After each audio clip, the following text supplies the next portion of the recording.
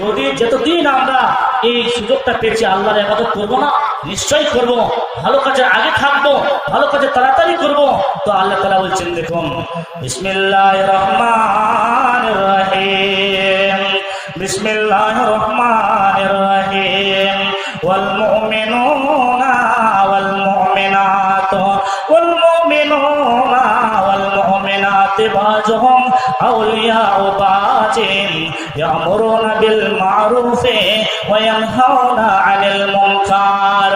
আল্লাহ তাআলা বলছেন, একজন মুমিন পুরুষ, একজন মুমিনা নারী, একজন মুমিন পুরুষ, একজন মুমিনা নারী, তারা অপরজন বন্ধু বলা হয়েছে, দোস্ত বলা হয়েছে। যে দোস্ত যে তার কথা মনের কথা কারো কাছে প্রকাশ করবে না, তেমনি ভাবে একজন দোস্ত কোনদিন খারাপ হতে পারে না। যে মুমিন দোস্ত, মুমিনা নারী, মুমিন পুরুষ, তারা কোনদিন খারাপ কাজের আদেশ দিতে পারে না। তো মুমিন নারী, মুমিনা নারী, মুমিন পুরুষ, তারা কোনদিন মানুষকে ভালো কাজের এবং খারাপ কাজের এবং বাধা দিতে কথা বলে, ভালো কাজের আদেশ দিতে পারে, কিন্তু অন্যায় কাজে নির্দেশ দিতে পারে মুসলমান।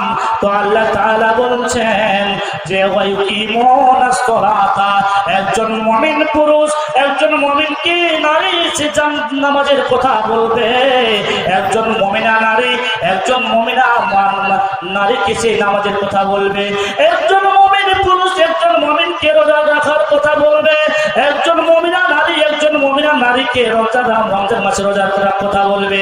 একজন মুমিনা পুরুষ কোনদিন, একজন মুমিন পুরুষ কোনদিন সেই মুমিন পুরুষকে খারাপ কাজে বাধা দিতে পারে না। আমরা মুসলমান, যা আমাদের ভিতরে ঈমানকে মজবুত করতে হবে। যখনই আপনি আপনার ঈমানকে মজবুত করবেন মুসলমান, আপনার মুখ থেকে কোনোদিন সে কটু কথা বের হবে না, আপনার মুখ থেকে কোনোদিন অশ্লীল কথা বের হবে না মুসলমান। সেই অশ্লীল কথাগুলো না বের হওয়ার কারণে যা আপনাকে মানুষগুলোকে ভালো কাজের আদেশ দাও, যে কি করতে হবে, মানুষগুলোকে নামাজের আদেশ দাও, ওয়ায়ুতুনা যাকাতা ওয়ায়ুতিউনা আল্লাহ ওয়া রাসূলাহু, এবং যে ব্যক্তি আল্লাহ এবং আল্লাহর রাসূলের ইতাআতুল্লাহ, সে হচ্ছে একজন ভালো ব্যক্তি, আল্লাহ তাআলা তার প্রতি রহম করবেন। তো যে ব্যক্তি আল্লাহর দরবারে কি করবেন, যে মানুষগুলোকে ভালো কাজে আদেশ দিবেন, এবং একজন মুমিনের দ্বারা কি হবে না, একজন মানুষকে খারাপ কাজের রাস্তা দেখানো হবে না। একজন মুমিনকে ভালো কাজের আদেশ দিবে, সেটা যেন প্রত্যেক মানুষের জন্য থাকে। তো যাই হোক, লাস্টে একটা আমি হাদিস বলে যাই, সেগুলোকে আপনারা কি করে ভালো করে যে মানার পরে আমলে বাস্তবায়ন করবেন। তো আল্লাহ তাআলার নবী যে তিনি একটা হাদিস বর্ণনা করেছেন, যে তার সাহাবাদেরকে একদিন জিজ্ঞাসা করছিলেন যে ইয়াকুম ওয়াল জুলুসা ফিত তুরুকাত। তো আল্লাহ রাসূল তার সাহাবাদেরকে একদিন জিজ্ঞাসা করলেন, হে আমার সাহাবারা, যে তোমরা কি করো না, রাস্তার পাশে বসে কোনো আড্ডা মারিও না, সেই জায়গায় কোনো আড্ডা মারামারি করো না। তখন সাহাবারা জিজ্ঞাসা করলেন, ইয়া রাসূলুল্লাহ, আমালানা বুদ্দুন, যে আমরা যে আমাদের সেই জায়গার মধ্যে আড্ডা মারার মতো কোনো জায়গা নেই, যে আমরা কি কোনো জায়গায় কোনো আড্ডা মারতে পারবো? তখন আল্লাহ বলছেন, ফাইজা ওয়াইতুমিল্লাল মাতিসা ফাতুত তরিক হাক্কাহু, যদি তোমাদের সেই জায়গাটা আড্ডা মারার মতো হয় এবং বসে থাকার মতো হয়, তাহলে তোমরা কি করে রাস্তার হক পালন করো মুসলমান। যে আমরা যে মুসলমান হক পালন করতে হবে। তো আল্লাহ নবী বলছেন, গাচ্চুল ওয়াসা, যে রাস্তা থেকে অনেক নিয়ে যায়, সে অনেক রাস্তা দিয়ে অনেক মানুষ যায়, সে রাস্তা দিয়ে মানুষ যাওয়াগুলোকে কষ্ট দিতে হবে না।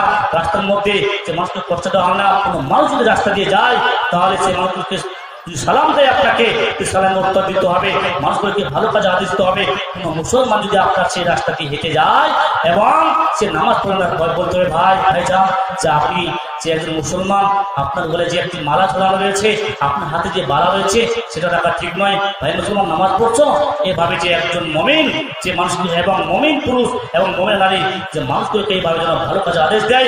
আল্লাহ রাব্বুল আলামিন আমাদেরকে আমাদেরকে যেন যে আমাদের সন্তান সত্যি থেকে যেন আমরা ভালো কাজে আদেশ দিতে পারি এবং যে আমরা যেন মানুষ এবং যারা খারাপ কাজের দিকে চলে গেছে তাদেরকে যেন আমরা বাঁধাতে পারি।